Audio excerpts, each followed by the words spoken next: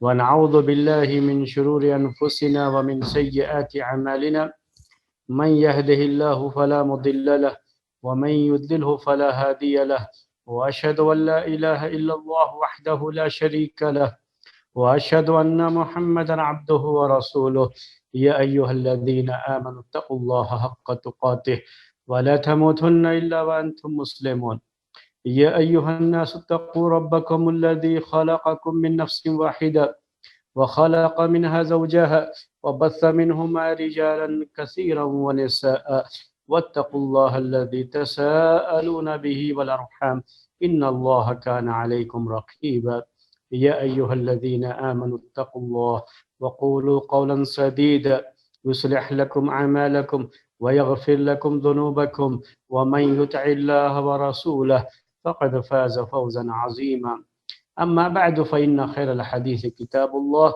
وخير الهدي هدي محمد صلى الله عليه وسلم وشر الأمور محدثاتها وكل محدثات بدعة وكل بدعة ضلالة وكل ضلالة في النار.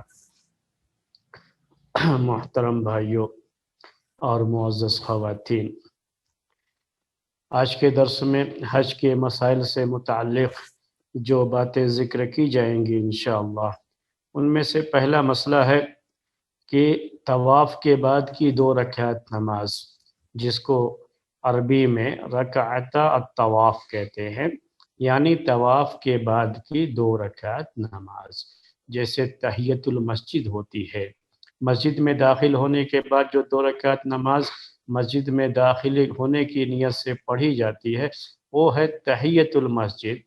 اور جس طریقے سے تحیۃ الوضو ہوتی ہے، یعنی وضو کرنے کے بعد جو ہے صرف اس لیے کہ وضو کیا ہے 2 رکعت نماز اس نیت سے پڑھی جاتی ہے، جس کی فضیلت احادیث میں آئی ہوئی ہے، تو اسے تحیۃ الوضو کہہ لیتے ہیں. اسی طرح سے یہ طواف کے بعد کی بھی 2 رکعت نماز، تو احادیث میں طواف کے بعد کی 2 رکعت نماز کا ذکر موجود ہے.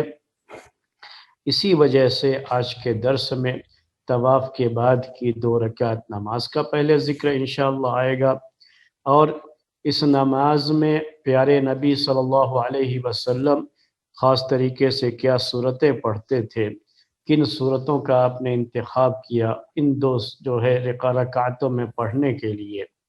اور اس طریقے سے یہ بھی تھا اللہ کے رسول صلی اللہ علیہ وسلم کا طریقہ یہ بھی تھا کہ آپ 2 رکعت پڑھنے کے بعد پھر جاتے تھے حجر اسود کو چھوتے تھے.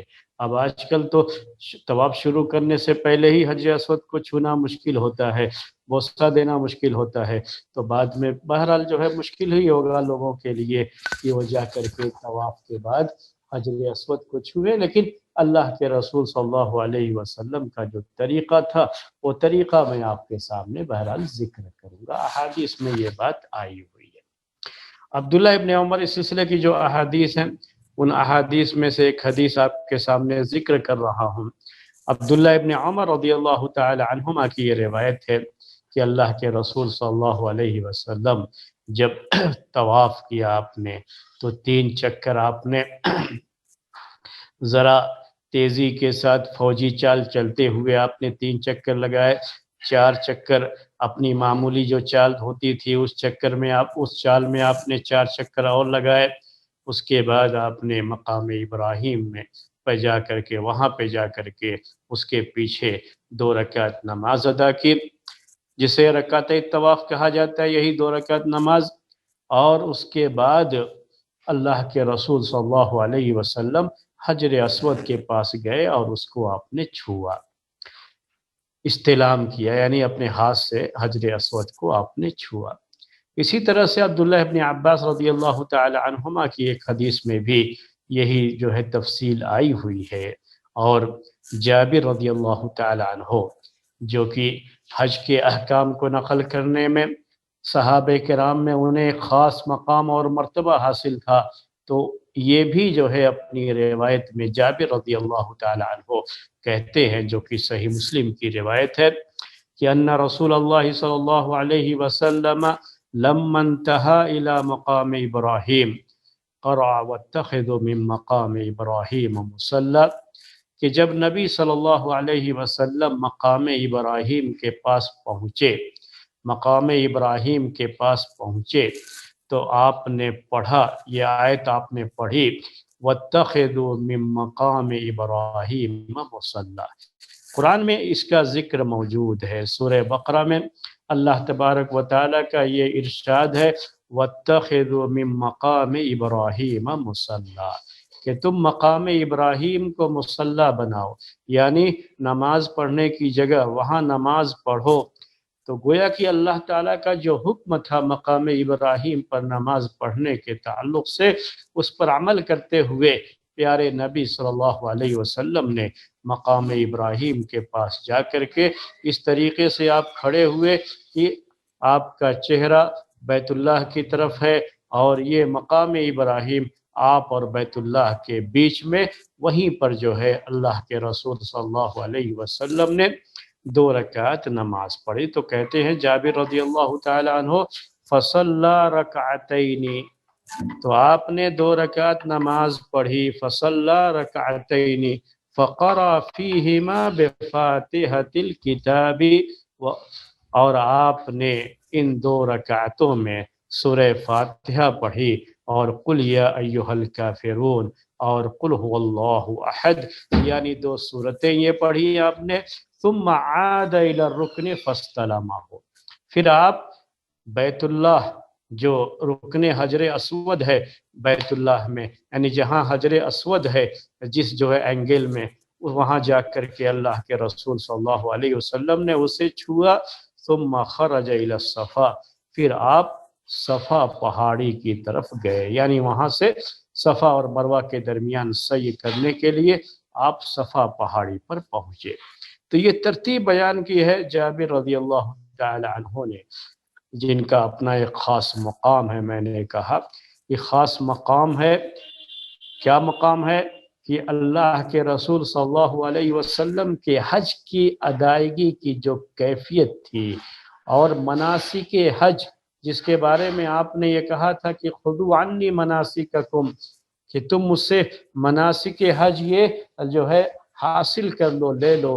تو یہ پورا حج نقل کرنے میں جابر رضی اللہ تعالی عنہ نے جس اہتمام کے ساتھ اس کو ذکر کیا ہے، اور جو ان کی اہمیت ہے اس پورے معاملے میں، تو یہ حدیث جابر رضی اللہ تعالی عنہ ہی کی ہے، صحیح مسلم کی حدیث ہے، انہوں نے یہ تفصیل ذکر کی ہے۔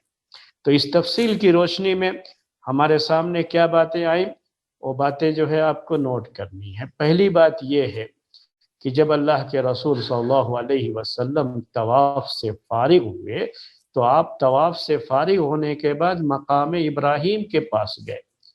مقام ابراہیم سے کیا مراد ہے، اسے کسے کہتے ہیں مقام ابراہیم؟ اس سلسلے میں اہل علم کی 2 رائے ہے۔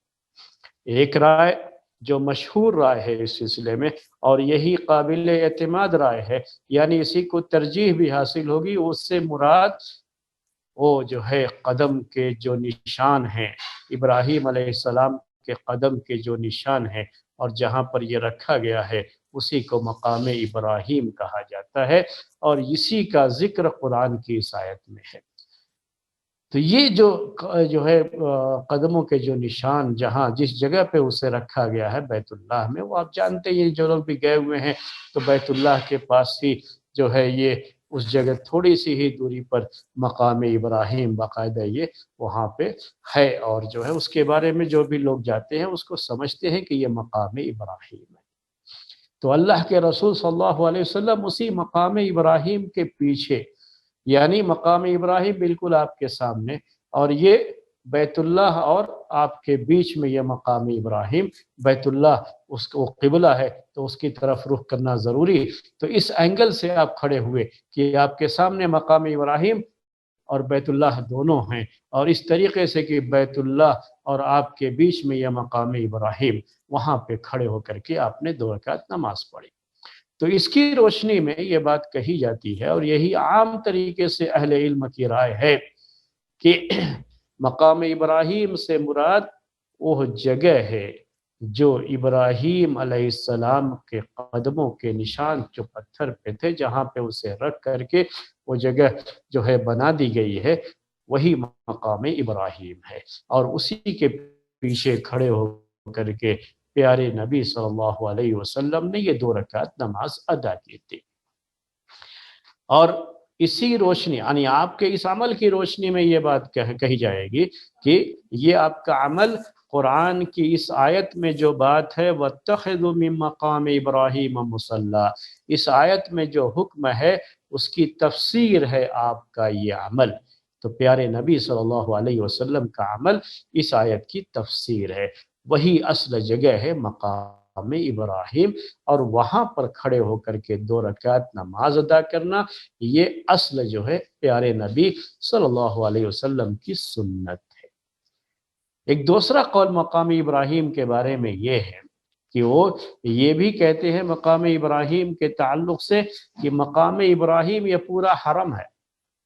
یہی میں بتانا چاہ رہا تھا آپ کو، ایک قول جو ہے بعض تابعین کا یہ ہے کہ مقام ابراہیم یہ پورا حرم ہے، تو پورے حرم میں کہیں بھی یہ 2 رکعت نماز پڑھ لے تو اس طریقے سے یہ مقام ابراہیم کے پاس 2 رکعت نماز پڑھنے کا مسئلہ حل ہو گیا۔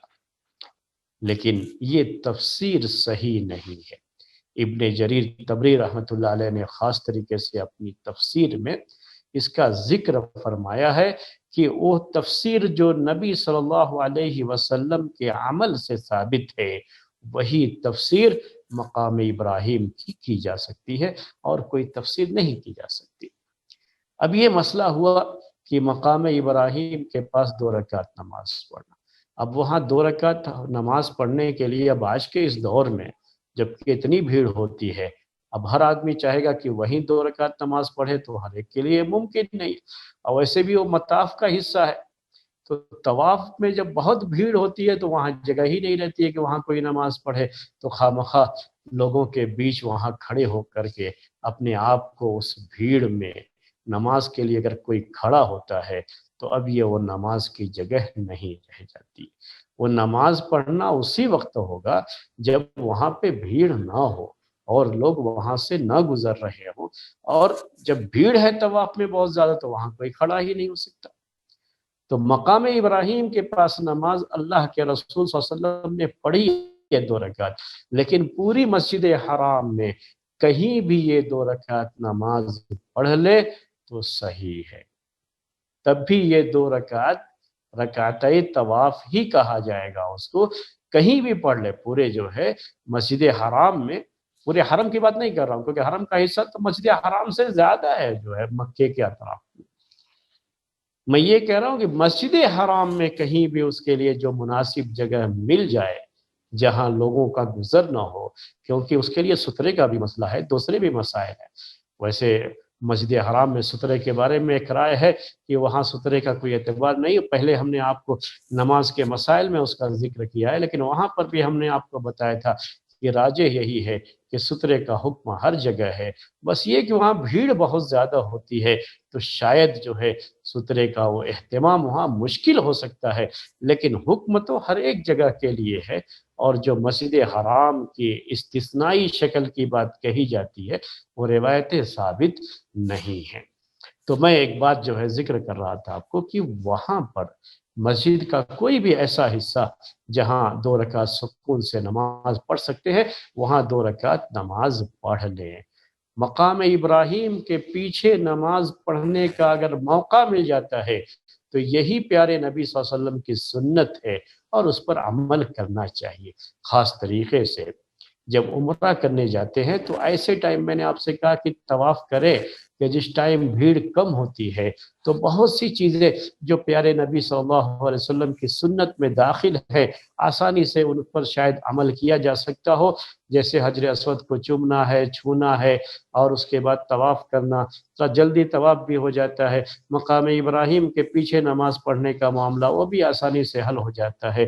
اس طرح کی سہولتیں جو ہے جب جامعہ اسلامیہ مدینہ منورہ میں ہم جو ہے زیر تعلیم تھے تو وہاں پر جو عمرہ کرنے کبھی بھی گئے وہاں سے تو ایسے ہی ٹائم نکلتے تھے کہ ہمارا جو ہے وہاں پہ ہم پہنچے رات کے جو ہے آخری پہر کے قریب جو ہے تقریباً جو ہے 2 بجے 3 بجے رات کو عام طریقے سے بھیڑ اس ٹائم پہ نہیں رہتی تھی، تو آسانی سے یہ ساری چیزیں اس میں کرتے تھے، اور بالکل جیسے پیارے نبی صلی اللہ علیہ وسلم کی سنت جو طریقہ آپ کا ہے جو ہم نے احادیث میں پڑھ رکھا تھا اسی کے مطابق پورے طریقے سے طواف کرنا، طواف کے بعد مقام ابراہیم کے پیچھے ہی جو ہے کھڑے ہو کر کے 2 رکعت نماز پڑھنا، وہ ساری چیزیں الحمدللہ بڑی آسانی سے جو ہے وہ میسر ہو جاتی تھی کہ حجر اسود کو چومنا بھی، اور جو ہے ہر چیز جتنی بھی میں نے کہا کہ آپ سے کہ یہ جو سنتیں تھی سب کی سب الحمدللہ بڑی آسانی سے جو ہے انجام پاتی تھی۔ تو وہی میں بتانا چاہ رہا ہوں آپ کو کہ ایسے وقت کا انتخاب کریں جبکہ بھیڑ کم ہوتی ہے، تو شاید کچھ آسانیاں اس میں ہو سکتی ہیں، ورنہ مقام ابراہیم کے پیچھے ہی یہ 2 رکعت نماز پڑھنا کوئی ضروری نہیں ہے۔ یہ خود یہ 2 رکعت نماز کا کیا حکم ہے، یہ واجب ہے یا نہیں ہے، اس کے بارے میں بھی اختلاف ہے، میں بھی ذکر کروں گا آپ کے سامنے، لیکن اس سے پہلے جگہ کے تعلق سے آپ کو بتا رہا تھا کہ یہ 2 رکعت مسجد کے کسی بھی حصے میں پڑھی جا سکتی ہے۔ بہتر یہ ہے کہ مقام ابراہیم کے پاس اگر جگہ ہے اور آسانی سے یہ 2 رکعت نماز ادا کی جا سکتی ہے، جو عام حالات میں تو نہیں رہتی ہے جگہ، اور جو ہے وہاں پہ ادا کرنا ممکن نہیں ہوتا، عام حالات کی بات کہتا ہوں، لیکن کچھ خاص جو ہے وقت ایسے ہو سکتے ہیں کہ شاید اس وقت میں یہ آسانی ہو، تو ایسے وقت کا انتخاب کر کے بھی یہ اگر ادا کر لیا جائے تو زیادہ بہتر ہے۔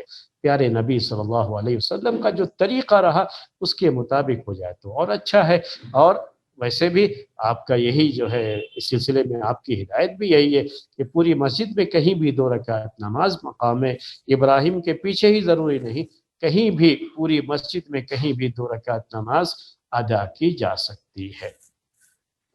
اس کے بعد اب ہم آپ کے سامنے اس سلسلے کے 2-3 مسائل جو ہے ذکر کرنے والے ہیں۔ پہلا جو یہ حکم کہ یہ 2 رکعت نماز ادا کرنا، اس کا حکم کیا ہے؟ کیا یہ واجب فرض ہے یا سنت ہے صرف؟ تو جمہور اس کے صرف سنت ہونے کے قائل ہے، جمہور سنت ہونے کے قائل ہے۔ جمہور سے کیا مراد ہے کہ شوافع کے یہاں بھی ایک قول ہے یہ، اور مالکیہ کے یہاں بھی ہے، حنابلہ کے یہاں بھی ایک قول ہے، مطلب مشہور جو ہے بات ہے ان کے یہاں یہی کہ یہ سنت ہے، واجب نہیں ہے، واجب یا فرض نہیں ہے۔ جبکہ امام ابو حنیفہ رحمۃ اللہ علیہ کے یہاں یہ ہے کہ یہ 2 رکعت طواف کی 2 رکعت، اور امام شافعی رحمۃ اللہ علیہ کا بھی ایک قول ہے یہ کہ طواف کی یہ 2 رکعت واجب ہے، طواف کی یہ 2 رکعت واجب ہے، طواف کے بعد 2 رکعت نماز پڑھنا یہ کیا ہے، واجب ہے۔ اب یہ بڑا جو ہے مسئلہ کہا کہ واجب ہے، تو اب واجب ہونے کے لیے کیا چاہیے، دلیل چاہیے، تو دلیل میں یہی آیت پیش کرتے ہیں وَاتَّخِذُوا مِن مَّقَامِ إِبْرَاهِيمَ مُصَلًّى، کہ اللہ تبارک و تعالیٰ نے یہ حکم دیا ہے حجاج کرام کو کہ تم مقام ابراہیم کو مصلی نماز پڑھنے کی جگہ بناؤ، اور پیارے نبی صلی اللہ علیہ وسلم سے یہ بات آئی ہے کہ جب آپ نے طواف مکمل کر لیا تو آپ مقام ابراہیم کے پاس پہنچ کر کے آپ نے یہی آیت تلاوت فرمائی، یہی آیت آپ نے پڑھی، اور اس آیت کو پڑھنے کے بعد آپ نے 2 رکعت نماز پڑھی، تو گویا کہ 2 رکعت آپ کا نماز ادا کرنا یہ اس آیت پر عمل کرنا ہے، اور اس طرح سے یہ آیت، اس آیت پر عمل یہی ہے کہ طواف کے بعد 2 رکعت نماز پڑھی جائے، اور یہ چونکہ امر ہے اس میں، چونکہ اس میں حکم دیا گیا ہے، اس لیے یہ چیز واجب ہوگی۔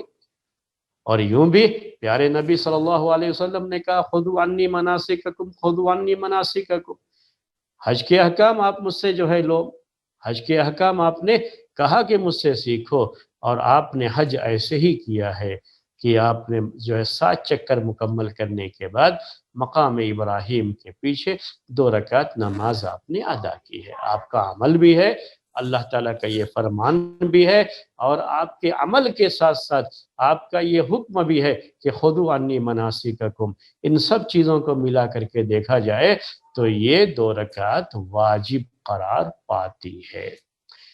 یہ دلیل ہے کن کی؟ جو لوگ واجب ہونے کے قائل ہیں ان کی یہ دلیل ہے میرے بھائیوں۔ اب اس کے بعد دوسرا قول کیا ہے؟ سنت ہے۔ جو لوگ بھی سنت ہونے کے قائل ہیں ان کے یہاں دلیلیں کیا ہیں؟ وہی عام حدیثیں جو پہلے ہم نماز کے مسائل میں آپ کے سامنے بیان کر چکے ہیں کہ 5 وقت کی نمازوں کے علاوہ دوسری نمازوں کے بارے میں جو قائل ہیں لوگ کہ وہ فرض نہیں ہے، تو وہی عام حدیثیں ہر جگہ پیش کرتے ہیں، جیسے وہ تمام حدیثیں جس میں یہ ہے کہ 5 وقت کی نماز دن اور رات میں فرض ہے۔ معاذ بن جبل کی حدیث میں بھی ہے، زمام بن ثعلبہ کی حدیث میں بھی ہے، تو مختلف احادیث ہیں جس میں یہ بیان ہے کہ 5 دن اور رات میں 5 وقت کی نمازیں ہی فرض ہیں، تو ان کے علاوہ جو بھی نمازیں ہیں ان سب کے لیے وہ یہی کہتے ہیں کہ وہ سنت ہیں، فرض نہیں ہے، واجب نہیں ہے۔ تو یہاں پر بھی وہی دلیل پیش کرتے ہیں۔ اب جہاں تک اس آیت کی بات ہے وَاتَّخِذُوا مِن مَّقَامِ إِبْرَاهِيمَ مُصَلًّى، تو اس آیت میں یاد رکھیے گا کہ 2 قرأتیں ہیں۔ یہ قرآن میں جو قرأتیں ہیں، مشہور قرأت جو متواتر قرأت کہلاتی ہے، ان میں سے کہہ رہا ہوں یہ کہ 2 قرأتیں ہیں۔ تو ایک قرأت کے لحاظ سے یہ فعل امر ہے، صیغہ امر ہے، وَاتَّخِذُوا مِن مَّقَامِ إِبْرَاهِيمَ مُصَلًّى، اور یہی قرأت ہماری قرأت ہے۔ ہم جو پڑھتے ہیں نا قرآن، اس میں یہی قرأت ہے، حفص کی جو قرأت ہے نا، اس میں ہم ایسے ہی پڑھتے ہیں وَاتَّخِذُوا مِن مَّقَامِ إِبْرَاهِيمَ مُصَلًّى۔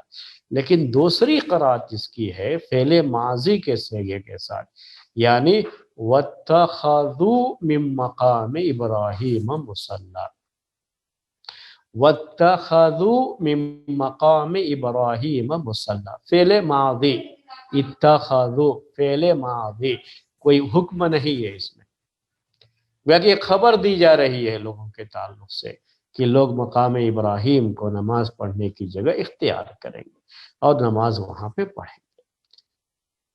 تو یہ کوئی حکم نہیں ہے، اس لیے اس سے وجوب بھی ثابت نہیں ہوتا۔ اور یہ بھی کہتے ہیں جو لوگ سنت ہونے کے قائل ہیں، اس آیت کا جواب دیتے ہوئے یہ بھی کہتے ہیں کہ یہاں مقام ابراہیم کو نماز پڑھنے کی جگہ جو ہے اختیار کرنے کے لیے کہا گیا ہے، یہ نہیں ہے کہ یہ نماز پڑھنا کوئی ضروری ہے۔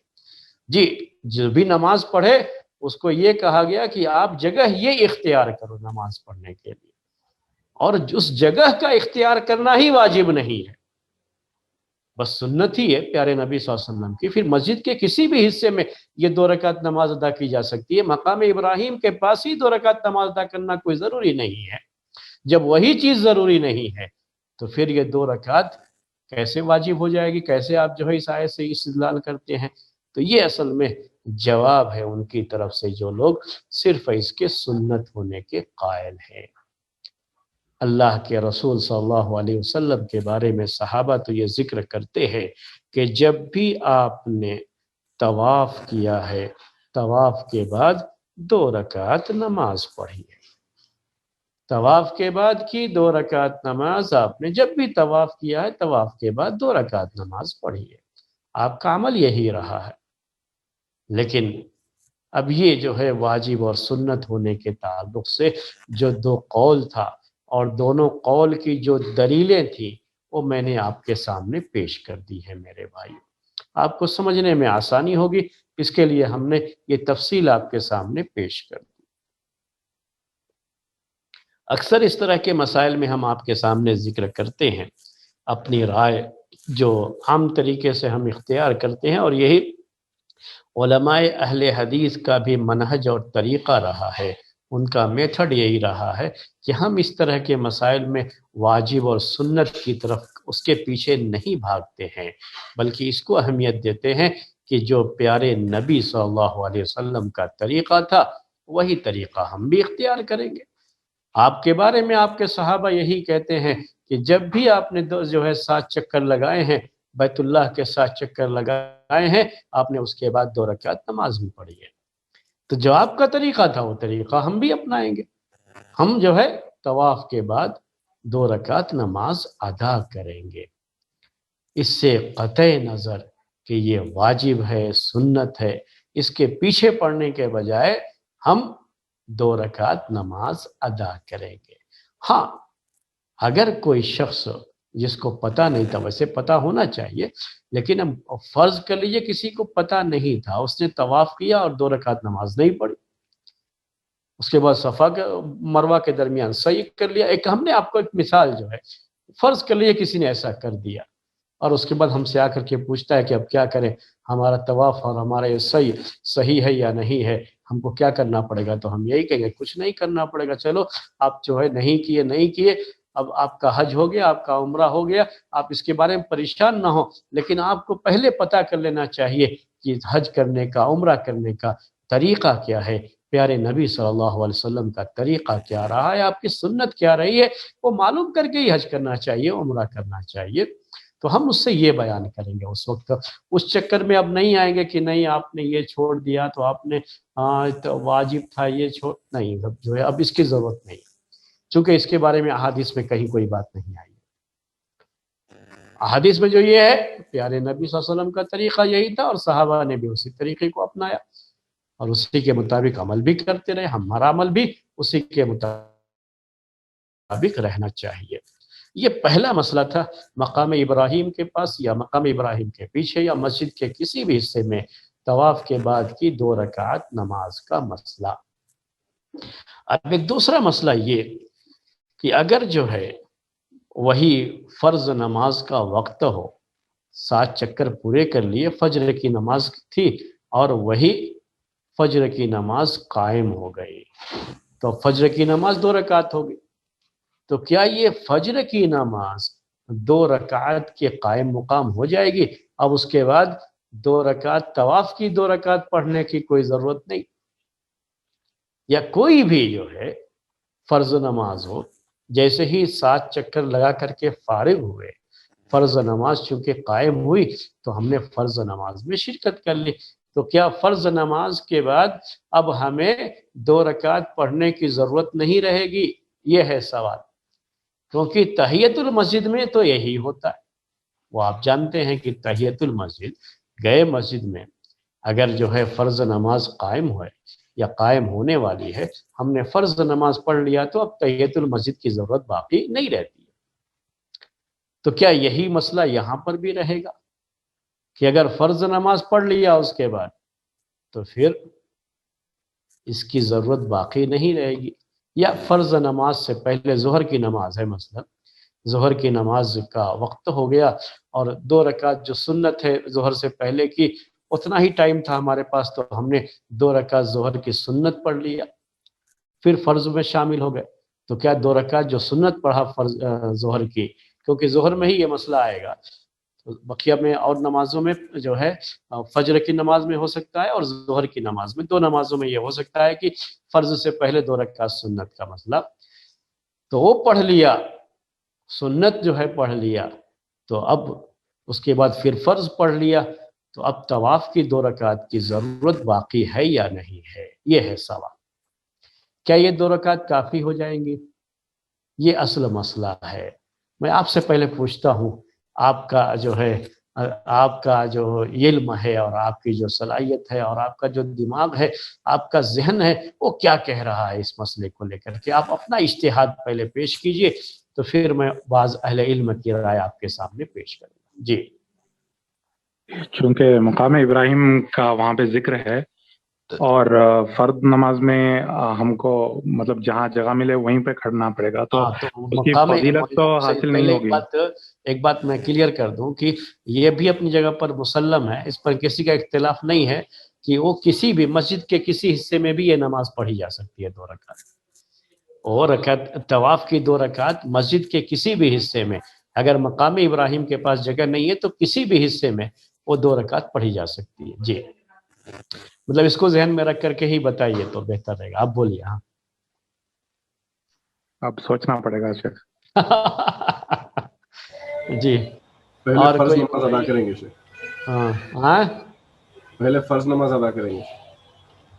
ہاں، اس میں کسی کا اختلاف نہیں ہے کہ پہلے فرض نماز، اب جماعت ہو رہی ہے نا تو جماعت میں شریک ہو جائیں گے فرض نماز میں، اس میں اختلاف نہیں ہے. فرض نماز پڑھنے کے بعد کیا طواف کی 2 رکعت پڑھنا پڑے گا؟ یہ ہے مسئلہ. یہ بتائیے، یا طواف کی 2 رکعت پڑھنے کی ضرورت نہیں، وہ جو فرض 2 رکعت پڑھی یا جو سنت 2 رکعت پڑھی اسی میں طواف کی رکعت بھی ہو گئی 2 رکعت؟ نہیں شیخ، الگ سے 2 رکعت پڑھنی ہوگی، پڑھنی پڑے گی. آپ کا جو ہے یہ کہہ رہا ہے ذہن کی الگ سے 2 رکعت بعد میں پڑھے گا. ہاں جی ٹھیک، اختلاف سے نکل جائے، بہتر ہے کہ پڑھ کے نکل جائے اختلاف سے.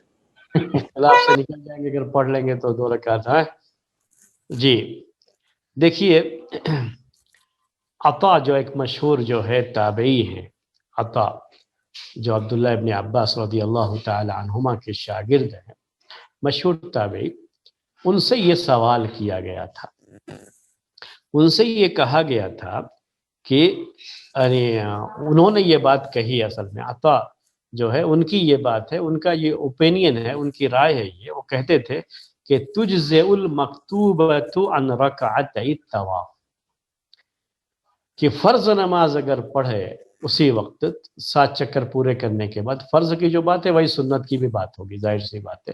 اصل مین مسئلہ ہے کہ کیا یہ دوسری نماز اس کے لیے کافی ہو جائے گی. تو انہوں نے یہ کہا کہ فرض نماز طواف کی 2 رکعت کے لیے کافی ہو جائے گی، یعنی اسی وقت 2 رکعت فرض نماز پڑھی، اور سوائے فجر کی اور کوئی نماز 2 رکعت کی نہیں ہے، تو 2 رکعت نماز پڑھ لی فرض نماز، تو یہ طواف کی 2 رکعت کے لیے کافی ہو جائے گی. یہ عطا کا قول ہے. اور جب اس قول کو سامنے رکھ کر کے امام زہری رحمۃ اللہ علیہ، جو مشہور امام بھی ہیں، مشہور راوی بھی ہیں، اور جو ہے یہ صغار تابعین میں ان کا شمار ہوتا ہے. بہرحال یہ عطا جو عبداللہ ابن عباس کے مشہور شاگرد ہیں، ان کے لحاظ سے، عمر کے لحاظ سے دیکھیں گے تو یہ چھوٹے ہی ہوں گے. تو امام زہری رحمۃ اللہ علیہ، ان سے جب ان کی رائے بتا کر کے سوال کیا گیا، ان سے کہا گیا کہ عطا کا کہنا یہ ہے کہ اگر فرض نماز پڑھ لیتا ہے اسی ٹائم میں تو فرض نماز رکعت طواف کی 2 رکعت کے لیے کافی ہو جائے گی، یعنی اب الگ سے طواف کی 2 رکعت پڑھنے کی ضرورت نہیں ہے. تو انہوں نے جواب یہ دیا تھا امام زہری نے، فقال السنت افضل، السنت افضل. مطلب کیا ہوا کہ نبی صلی اللہ علیہ وسلم کا طریقہ اختیار کرنا یہ بہتر ہے. اور پھر انہوں نے کہا لم یطف النبی صلی اللہ علیہ وسلم اسبوعا الا صلی رکعتین. امام بخاری رحمۃ اللہ علیہ نے اس کو اپنی صحیح بخاری میں ذکر کیا ہے. انہوں نے کہا کہ نبی صلی اللہ علیہ وسلم نے جب بھی 7 چکر لگائے، 7 چکر، 1-2 چکر کی بات نہیں، 7 چکر جب بھی آپ نے لگائے تو اس کے بعد 2 رکعت آپ نے نماز بھی پڑھی ہے. تو یہ 2 رکعت جو طواف کے بعد کی 2 رکعت ہے، اسے پڑھنا، فرض نماز میں اسے شامل نہ ماننا، یہی سنت بتایا امام زہری رحمۃ اللہ علیہ نے. تو بات آپ کو سمجھ میں آ گئی. رائے کے تعلق سے ہم نے جو کہا کہ اس سلسلے میں جو 2 اوپینین ہیں، 2 رائے ہے، وہ میں نے کہا تھا کہ آپ سے پیش کریں گے، اور دونوں کو سامنے رکھ کر کے رائے کو، اور یہ جو تحیۃ المسجد کے مسئلے کو سامنے اس میں رکھا جاتا ہے، تو اس لیے میں چاہ رہا ہوں کہ یہ مسئلہ تھوڑا سا کلیئر کر دوں آپ کے سامنے. تحیۃ المسجد کا معاملہ یہ ہے کہ اس میں جو حدیث آئی ہے اس کے الفاظ یہ ہیں کہ بیٹھنے سے پہلے 2 رکعت نماز پڑھ، بیٹھنے سے پہلے 2 رکعت نماز. ایسا کچھ نہیں ہے کہ تحیۃ المسجد 2 رکعت پڑھے، وہ تو ہم نے اس کو تحیۃ المسجد کا نام دے دیا. تو پیارے نبی صلی اللہ علیہ وسلم کا فرمان جو یہ ہے اس میں وہ یہی ہے کہ جب کوئی مسجد میں جاتا ہے تو 2 رکعت نماز پڑھ لے بیٹھنے سے پہلے، یا وہ نہ بیٹھے مگر یہ کہ پہلے 2 رکعت نماز پڑھ لے. الفاظ جو بھی ہیں تو مطلب یہ ہے کہ بیٹھنے سے پہلے، مسجد میں بیٹھنے سے پہلے مسجد کا ایک حق ہے کہ 2 رکعت نماز پڑھ لے. اب جب فرض نماز پڑھ لیتا ہے تو بیٹھنے سے پہلے نماز پڑھ ہی لیا اس نے، سنت پڑھ لیا تو بیٹھنے سے پہلے اس نے نماز پڑھ ہی لیا نا، تو اب اس کا حکم باقی نہیں رہ جاتا ہے. یہ مسئلہ ہے وہاں پر، یعنی اس پہلو کو آپ جو ہے اس پر غور کیجئے گا. کیوں کہتے ہیں تحیۃ المسجد کے بارے میں کہ فرض نماز پڑھ لیا یا سنت پڑھ لیا تو اب تحیۃ المسجد پڑھنے کی ضرورت نہیں رہ گئی، کیونکہ جو اس میں الفاظ ہیں ان الفاظ کا مطلب ہی یہی ہے کہ بیٹھنے سے پہلے 2 رکعت نماز پڑھنا ہے. اور جب اس نے 2 رکعت پڑھ لیا ہے، آلریڈی 4 رکعت پڑھ لیا، المہم کیا ہے، نماز پڑھ لیا، تو اب اس کے لیے الگ سے پھر 2 رکعت پڑھنے کی کوئی ضرورت نہیں. تو حدیث کی الفاظ میں یہ گنجائش ہے اس میں، لیکن طواف کی 2 رکعت میں ایسی کوئی گنجائش نہیں ہے. اور جو یہ سوچ لیتے ہیں لوگ کہ جو ہے ایک اس نیت کے ساتھ جو ہے وہ اسی عبادت میں کئی نیتیں کر لیں گے تو سب چل جائے گا، جیسے بعض لوگ ہمیں مشہور ہو گیا کہ آپ جو ہے فرض کی بھی نیت کر لیجئے اور سنت کی بھی نیت کر لیجئے جو ہے روزے میں، تو فرض بھی ادا ہو گیا اور سنت بھی. یوم عرفہ ہے تو آپ جو ہے رمضان کے مہینے کا روزہ چھوٹا ہوا ہے تو اس کی قضا کی بھی نیت کر لیجئے، یوم عرفہ کی بھی نیت کر لیجئے، تو دونوں ادا ہو جائے گا. ایسا کچھ نہیں ہے. اصل میں ہر نیت کی اپنی عبادت، ہر عبادت کی اپنی نیت ہوتی ہے اور اسی کے لحاظ سے اس کو ادا کیا جاتا ہے. تو یہ تحیۃ المسجد کا معاملہ الگ ہے کہ یہ عبادت ایسی ہے کہ اس پہ صرف یہ حکم دیا گیا ہے کہ یہ کوئی الگ سے نماز کا مسئلہ نہیں کہ آپ کو بیٹھنے سے پہلے 2 رکعت نماز پڑھ لیں گے. اب وہ چاہے نماز جو بھی ہو، چاہے آپ کی فرض نماز ہو، سنت نماز ہو، یا جو ہے آپ کی کوئی نماز کا وقت نہیں ہے تو آپ کو 2 رکعت نماز پڑھ لینا ہے، نفل نماز پڑھ لینا ہے. یہ ہے اس کا مسئلہ جو ہے تحیۃ المسجد کا. اس مسئلے کو دوسری جگہوں پر نہیں اللہ کر کے فٹ کرنا چاہیے. تو یہ طواف کی 2 رکعت کا مسئلہ بھی وہی ہوگا جو امام زہری رحمۃ اللہ علیہ نے کہا کہ چونکہ پیارے نبی کا طریقہ یہی ہے کہ آپ نے جب 7 چکر لگائے تو 2 رکعت طواف کی آپ نے پڑھی ہے، اور بعض فقہا اس کے واجب ہونے کے بھی قائل ہیں. تو اگر فرض نماز کا وقت ہو گیا، فرض نماز شروع ہو رہی ہے تو فرض نماز پہلے ادا کر لے گا. اس پر سب کا اتفاق ہے، اس میں اختلاف نہیں. اس کے بعد طواف کی 2 رکعت پڑھ لے گا، کوئی مسئلہ نہیں ہے. اس میں بیٹھنے کا مسئلہ نہیں نہ ہے کہ مسجد میں کیا ہوتا ہے تحیۃ المسجد میں کہ بیٹھ جانے کے بعد اس کا وقت بیٹھنے سے پہلے ہے. تو یہ مسئلہ اس میں نہیں ہے. یہ تو اپنا طواف کی 2 رکعت اس کے بعد بھی پڑھ سکتا ہے. بہت تھک گیا تھا اور طواف کرنے کے بعد تو اس نے بیٹھ کر کے پانی وغیرہ پی لیا، تھوڑا دم لے لیا، پھر 2 رکعت نماز پڑھی، تب بھی کوئی مسئلہ نہیں ہے اس میں. تو ایسے ہی نماز پڑھ لیا، پھر جو ہے فرض نماز پڑھ لیا، سنت پڑھ لیا، اس کے بعد پھر 2 رکعت طواف کی جو اسی نیت کے ساتھ کہ اللہ کے رسول صلی اللہ علیہ وسلم نے طواف کے بعد 2 رکعت نماز پڑھی ہے، اسی نیت کے ساتھ 2 رکعت یہ پڑھ لے گا، تو کوئی مسئلہ نہیں ہے. یہ ہوئی بات میرے بھائیو اس دوسرے مسئلے کے تعلق سے. اب تیسرا مسئلہ کیا ہے کہ یہ جو 2 رکعت پیارے نبی صلی اللہ علیہ وسلم نے پڑھی، اس میں یہ بھی بیان ہے، جابر رضی اللہ تعالی عنہ اپنی حدیث میں یہ بھی ذکر کرتے ہیں کہ آپ نے پہلی رکعت میں سورہ فاتحہ کے بعد قل یا ایھا الکافرون پڑھا اور دوسری رکعت میں قل ھو اللہ احد پڑھا سورہ فاتحہ کے بعد. یعنی آپ نے جو ہے سورہ فاتحہ کے علاوہ دوسری سورہ پڑھنی ہوتی ہے، قرآن کی جو ہے تلاوت کرنی ہوتی ہے، آپ نے اس میں خاص طریقے سے ان 2 رکعتوں کے لیے سورہ الکافرون اور سورہ الاخلاص، ان 2 سورتوں کا آپ نے انتخاب فرمایا. اور یہ ایک نبی کا انتخاب ہے، وہ انتخاب ایسے ہی نہیں ہوگا، اس کی اپنی اہمیت ہے اس انتخاب کی، اور اسی لیے ہمیں اس کا بھی اہتمام کرنا چاہیے. جب یہ 2 رکعت پڑھتے ہیں تو پہلی رکعت میں قل یا ایھا الکافرون اور دوسری رکعت میں سورہ اخلاص، یہ 2 سورتیں جن کی بڑی اہمیت ہے اگر میں کہوں آپ سے اسلام کی نظر میں، تو اس کا اہتمام کرنا چاہیے. اسی کے بارے میں چند باتیں آپ کے سامنے ذکر کرنے والا ہوں.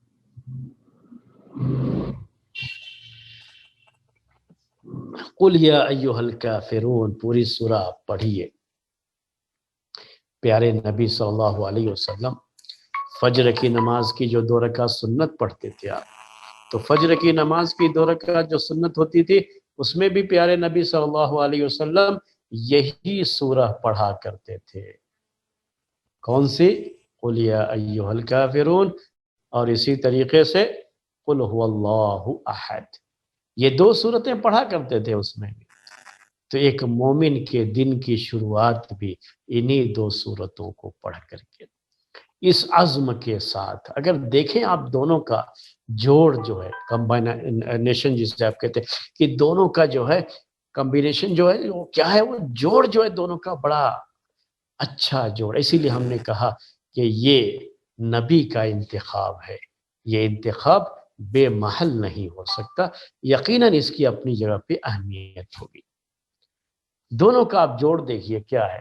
پہلی سورہ میں کیا ہے یہ قل یا ایھا الکافرون، قل یا ایھا الکافرون لا اعبد ما تعبدون. پوری سورہ میں یہی بیان ہے، لا اعبد ما تعبدون. برات، شرک سے برات، کفر سے برات.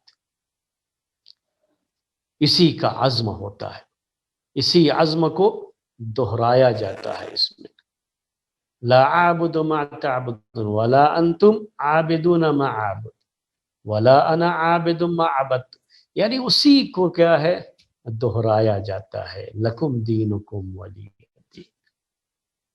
ہم دوسرے کے دین کو کبھی بھی فالو نہیں کر سکتے.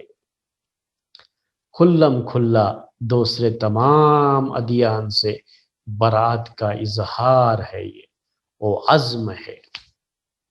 اور دوسرے ادیان سے برات کا اظہار، اور اسی کے بعد سورہ اخلاص دوسری سورہ میں قل هو اللہ احد،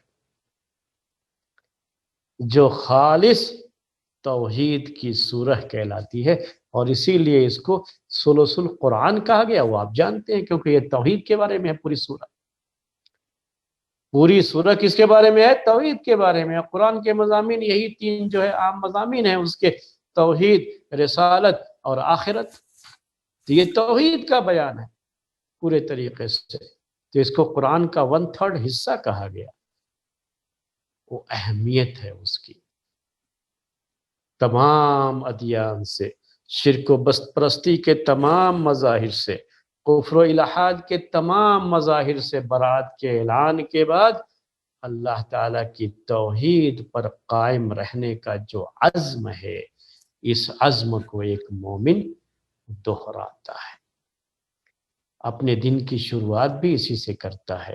اور مقام ابراہیم کے پاس یہ جو طواف کے بعد کی 2 رکعت ہیں، اس میں خاص طریقے سے ان 2 صورتوں کا انتخاب کیا معنی رکھتا ہے میرے بھائی. ویسے بھی ہمارے دن کا اختتام بھی اسی سے ہوتا ہے. جب سونے چاہتے تھے اللہ کے رسول صلی اللہ علیہ وسلم تب بھی یہ صورتیں پڑھتے تھے، اور وہ موعظتاً بھی پڑھتے تھے اور یہ صورتیں بھی پڑھتے تھے. تو اس میں بھی ہے، یعنی دن کا اختتام بھی ہے، دن کی شروعات بھی ہے. اور اس مقام پر خاص طریقے سے کیوں یہ 2 صورتیں پڑھتے ہیں؟ مقام ابراہیم کے پیچھے یہ 2 رکعت خاص وہاں پہ کہا وَاتَّخِذُوا مِن مَّقَامِ إِبْرَاهِيمَ مُصَلًّى.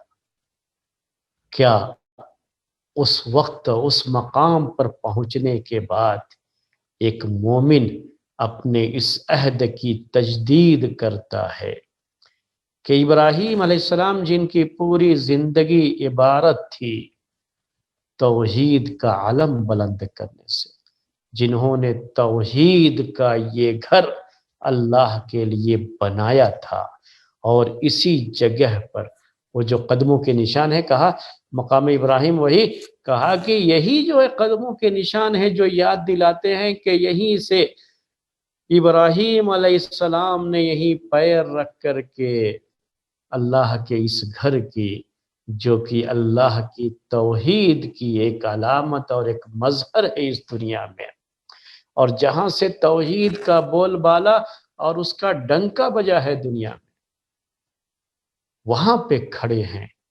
تو کفر و شرک سے برات اور توحید پر قائم رہنے کا عزم، یہ میرے بھائیو یہ اس کا اعادہ ہوتا ہے. تو ان 2 صورتوں میں خاص طریقے، ان 2 رکعتوں میں یہ 2 صورتیں پڑھنا، یہ تو آپ اچھی طرح سے جانتے ہیں. اور خود پیارے نبی صلی اللہ علیہ وسلم کے زمانے میں جب ابراہیم علیہ السلام کا دور تھا، اس وقت انہوں نے اس گھر کی بنیاد توحید کو قائم رکھنے کے لیے، اللہ کے ذکر کو بلند کرنے کے لیے جو بنائی تھی یہ عمارت، اللہ کا یہ گھر. پھر اللہ تعالیٰ کا یہ گھر بتوں کا مسکن بن گیا تھا، وہاں بت بیٹھا دیے گئے تھے. اور جب یہ بت وہاں سے توڑ دیے گئے، فتح مکہ کے موقع پر، تو یہ بھی ایک تجدید ہوتی ہے۔ پیارے نبی صلی اللہ علیہ وسلم وہاں پر جو ہے ان صورتوں کو پڑھ کر کے اپنے اس عزم کا اظہار کرتے رہے ہیں کہ اللہ کے اس گھر کو بتوں سے پاک کیا گیا۔ توحید کا ڈنکا اور کفر و شرک سے برات کا یہ اظہار اس مقام پر کرتے ہیں، اور وہاں جانے والا ہر مسلمان یہ عزم کر کے آتا ہے، اسے تجدید کر کے، اس عہد کی تجدید کر کے آتا ہے، اور اسی عہد پر پھر اس سے قائم رہنا چاہیے میرے بھائی۔ یہ ہے اہمیت ان دو صورتوں کو پڑھنے کی۔ عمرہ کرنے والے جو لوگ جاتے ہیں، حج کرنے کے لیے جو لوگ جاتے ہیں، ان کو ان چیزوں کو یاد دلانا چاہیے۔ یہ خواہ لوگ جو ہے وہ کچھ جو ہے چیزیں ایک جو ہے کہ ٹریڈیشن بن گیا ہے کہ جو لوگ حج کرنے جانے والے ہوتے ہیں، عمرہ کرنے والے، ان کی تربیت کے پروگرام تو ہوتے ہیں، لیکن حج کی جو روح ہے، عمرہ کرنے کی جو روح ہے، اس کا ذکر ان کے سامنے نہیں ہوتا ہے۔ اس انداز سے ان کے سامنے باتیں نہیں آتی ہیں کہ جب وہ پڑھیں یہ 2 رکعت تو کیا تصور ان کے سامنے ہونا چاہیے۔ یہ جو 2 صورتیں پڑھتے ہیں تو اس سورت کو پڑھنے کے ٹائم میں ان کے ذہن میں پورا کیا تصور رہنا چاہیے، یہ بتائیں لوگوں کو۔ میں سمجھتا ہوں اس کی اہمیت زیادہ ہے۔ تو آپ نے میرے خیال میں اس مسئلے کو، اس پوائنٹ کو سمجھ لیا ہوگا کہ یہ 2 صورتیں خاص طریقے سے پیارے نبی صلی اللہ علیہ وسلم پڑھتے تھے، اور یہ بھی تھا کہ آپ یہ 2 رکعت پڑھنے سے پہلے آپ نے یہ آیت بھی پڑھی تھی اس موقع پر، وَاتَّخِذُوا مِن مَّقَامِ إِبْرَاهِيمَ مُصَلًّى۔ اصل میں یہ اس چیز کو یاد دلاتا ہے۔ یہ پرانی تاریخ ہمیں یاد جو ہے آتی ہے جب اس کے پیچھے 2 رکعت یہ نماز پڑھتے ہیں، کہ یہیں سے اللہ کے اس گھر کی تعمیر جو ہوئی ہے، یہیں سے توحید کا ڈنکا بجا ہے، اور اسی توحید پر قائم رہنے کا ہمیں یہاں سے عزم کر کے جانا ہے۔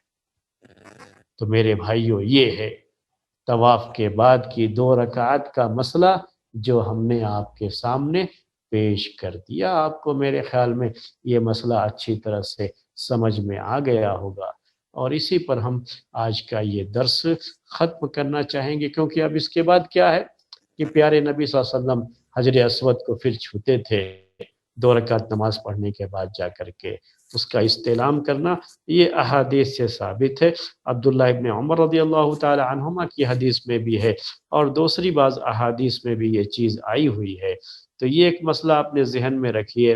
اور دوسرا جو ہے مسئلہ یہ بھی ہے کہ اس کے بعد پیارے نبی صلی اللہ علیہ وسلم نے جو ہے زمزم کے پانی پینے کے تعلق سے بھی باتیں آئی ہوئی ہیں، اور وہاں پہ زمزم کا پانی، چونکہ اب تھک بھی چکا ہوتا ہے آدمی طواف وغیرہ کرنے کے بعد، تو پانی وغیرہ پی کر کے نماز پڑھ لیا ہے 2 رکعت، پانی وغیرہ پی کر کے تازہ دم ہو کر کے، اس کے بعد سعی کرنے کے لیے اس کو صفا کی طرف جانا ہے۔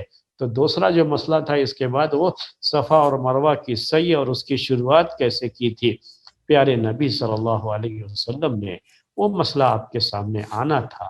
لیکن بہرحال اب وقت چونکہ ہو رہا ہے تو آپ جو ہے ہم آج کا درس یہیں پر ختم کرنا چاہیں گے۔ تب تک کے لیے اگر کوئی سوال ہو آپ کے ذہن میں تو سوال کر سکتے ہیں۔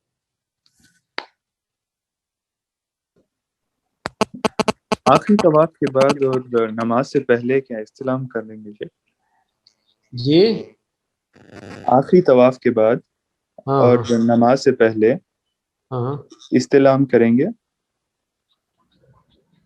آخری طواف کے بعد نماز 2 رکعت پڑھنے کے بعد، نماز سے پہلے نہیں، نماز سے پہلے نہیں، نماز کے بعد جاتے تھے پیارے نبی صلی اللہ علیہ وسلم اور حجر اسود کو چھوتے تھے۔ یہ ہے حدیث میں صراحت اس کی ہے، طواف کے بعد 2 رکعت پڑھنے کے بعد پھر جاتے تھے، پھر چھوتے تھے۔